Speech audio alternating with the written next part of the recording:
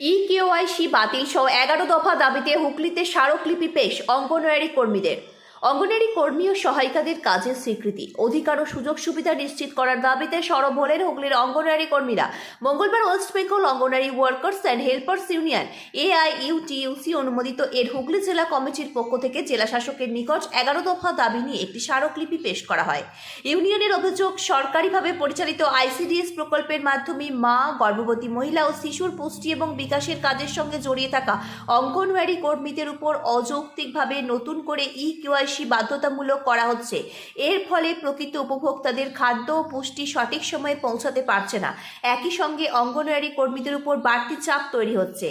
তাদের প্রধান দাবিগুলো হলো ইকেওয়াইসি অবিলম্বে বাতিল করতে হবে, পোষণ কার্ড যেন অঙ্গনওয়াড়ি সেন্টারের নামে হয় এবং স্মার্ট কার্ড দিতে হবে, প্রত্যেক কর্মীকে মাসে ৫,০০০ টাকা সাম্মানিক দিতে হবে, কোনো কর্মী বা সহায়িকাকে খাদ্য সামগ্রী পাওয়ার অধিকার থেকে বঞ্চিত করা যাবে না, নতুন উপভোক্তার নাম নথিভুক্ত করতে ICDS কার্ডকেই প্রমাণপত্র হিসেবে গণ্য করতে হবে, ভাড়া খরচ বাবদ কেন্দ্রীয় ভাতা চালু করতে হবে, মাসের প্রথম সপ্তাহে উপভোক্তাদের জন্য চাল, তেল, নুন সহ খাদ্য উপকরণ সরবরাহ নিশ্চিত করতে হবে, প্রতিটি কর্মীর জন্য ID কার্ড ও সামাজিক সুরক্ষা চালু করতে হবে, কর্মরত অবস্থায় মৃত্যু হলে ৫ লক্ষ টাকা ক্ষতিপূরণ ও পরিবারের এক সদস্যকে চাকরি দিতে হবে, অবিলম্বে শূন্য পদে নিয়োগ করতে হবে। ইউনিয়নের নেত্রী গীতা মাইতি বলেন, অঙ্গনওয়াড়ি কর্মীদের দীর্ঘদিনের দাবি নিয়ে বারবার প্রশাসনের কাছে দরবার করেও সঠিক ব্যবস্থা নেওয়া হয়নি। এবার দাবিগুলি মানা না হলে বৃহত্তর আন্দোলনে নামা হবে।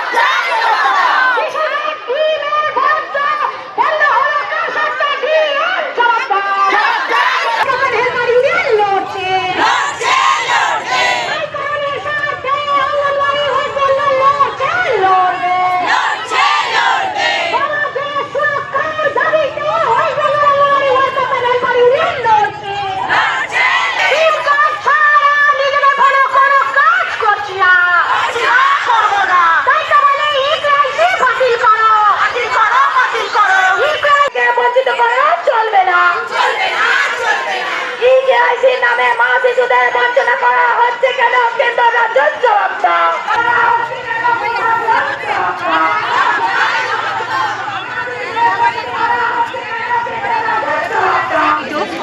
আমাদের ওপরে যেই ধরনের আক্রমণ নেমে এসছে আপনারা সবাই জানেন, আপনারা সবাই আমাদের আন্দোলনে থাকেন, আপনারা জানেন যে কী ধরনের আক্রমণ আমাদের ওপর নেমে এসেছে। আমাদের সেন্টারগুলোর কোনো পরিকাঠামো নেই, কাজের কোনো পরিবেশ নেই, সুস্থ পরিবেশ নেই, মা শিশুদের খাবার আমরা সঠিক করে দিতে পারি না, খাবারের বরাদ্দ যথেষ্ট নয়, জ্বালানির বরাদ্দ যথেষ্ট নয়। এখন আপনারা জানেন অ্যাপসে কাজ হচ্ছে ফোনের মধ্যে, আজকে বিগত 3 বছর হয়ে গেল রাজ্য সরকার আমাদের ফোন দেয়নি, ফোন না দিয়ে ভয় দেখিয়ে থ্রেট করে আমাদের দিয়ে কাজ তোলা হচ্ছে প্রতিনিয়ত। আবার ফোনে নতুন ভার্সান প্রতিদিন চেঞ্জ হচ্ছে, তার জন্য মাদের আমরা ঠিকমতো খাবার দিতে পারছি না। নতুন একটা অপশান এসেছে, ফোনের মধ্যে ইকেওয়াইসি ফেস ক্যাপচার করতে হবে, সেই ফেস ক্যাপচারের মধ্যে দিয়ে সেই প্রক্রিয়া সঠিক হলে তবে মা শিশুদের খাবার পাবে। এটা হয় না, ইকেআইসি অবিলম্বে বাতিল করতে হবে, এই আওয়াজ আমরা তুলেছি। এবং যে বাচ্চাদের কার্ড, মায়েদের যে পোলিও কার্ড, তাকেই গুরুত্ব দিতে হবে। পোলিও কার্ড যদি ভারতবর্ষের যেখানে হোক, যে মা যদি মানে নিরাপত্তা পায়, তাহলে সেই কার্ডে সে পরিষেবা পায়, তাহলে খাবারটা কেন পাবে না?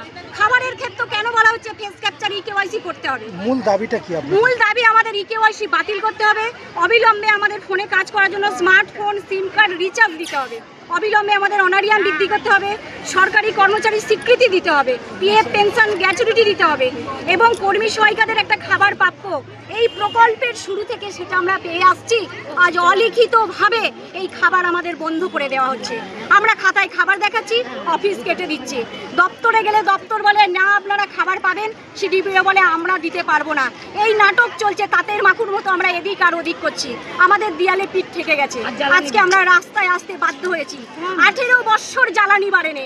বলুন তো 18 বৎসর মানুষের জীবনে কি দ্রব্যমূল্য বৃদ্ধি পায়নি? তাদের যন্ত্রণা, তাদের কষ্ট, তাদের দ্রব্যমূল্য নেই, কিন্তু অঙ্গনওয়াড়িদের ক্ষেত্রে কিচ্ছু নেই। অঙ্গনওয়াড়িরা সব দিক থেকে বঞ্চিত। উনি একবার করে ঘোষণা করেন স্মার্টফোন পেয়ে যাবেন, আবার চলে যায়। আজকে এই 4 নম্বর ঘোষণায় এসেছে আমাদের 10,000 টাকা। আমরা 10,000 টাকা চাই না, 18,000 টাকা আমাদের জন্য ফোনের এসেছিল। আজ 10,000 টাকা কেন? ওই 18,000 টাকাই ফোন দিতে হবে এবং আমাদের সিম কার্ড দিতে হবে, রিচার্জ যথাযথ দিতে হবে। আমার ব্যক্তিগত সিমে আমি দীর্ঘদিন কাজ করব কেন? এটা একটা অফিসিয়ালি কাজ। এটা কাকে দিচ্ছেন আজকে? আজকে আমরা ডিএমকে দেবো। দেখতে পাচ্ছেন এখানে হাজার হাজার অঙ্গনওয়াড়ি কর্মীরা হুগলি জেলা থেকে উপস্থিত হয়েছে। এখানে ডিএম এবং ডিপিওকে নির্দেশন দেওয়ার জন্য প্রধান উদ্দেশ্য হচ্ছে ইকেআইসি নামে একটি অ্যাপস নিয়ে এসেছে। দীর্ঘদিন থেকে কেন্দ্র সরকার পোষণ রেখা নামে একটি অ্যাপস নিয়েছিল। সেই অ্যাপসটি যেদিন আনে তখনই আমরা চেয়েছিলাম যে সরকার মোবাইল দিক, তার মোবাইলেই আমরা এই অ্যাপসের কাজ করব। এখানে 3-4 বছর ধরে হয়ে গেল, সেই মোবাইল এখনও আমরা পেলাম না।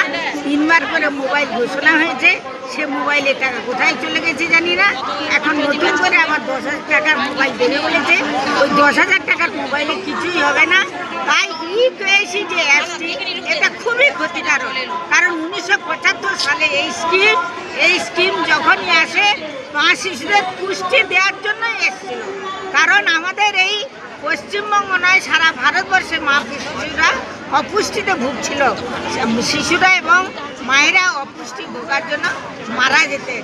তাই এই স্কিমটি চালু হয়েছিল। কিন্তু বর্তমান সরকার এই ইকেআইসি আনার ফলে এখানে মা শিশুরা বঞ্চিত হচ্ছে। গর্ভবতী মায়েরা তারা খাবার পাচ্ছে না যতক্ষণ না ইকেআইসিতে তাদের নাম তোলা যাচ্ছে। তাদের নাম তুলতে গেলে ফেসের নামে একটি স্ল্যাব আসছে, সেখানে তোলা যাচ্ছে না। শিশুদের, নতুন শিশুদেরও আমরা নিতে পারছি না, প্রসূতি মায়েদেরও তাদেরও নিতে পারছি না।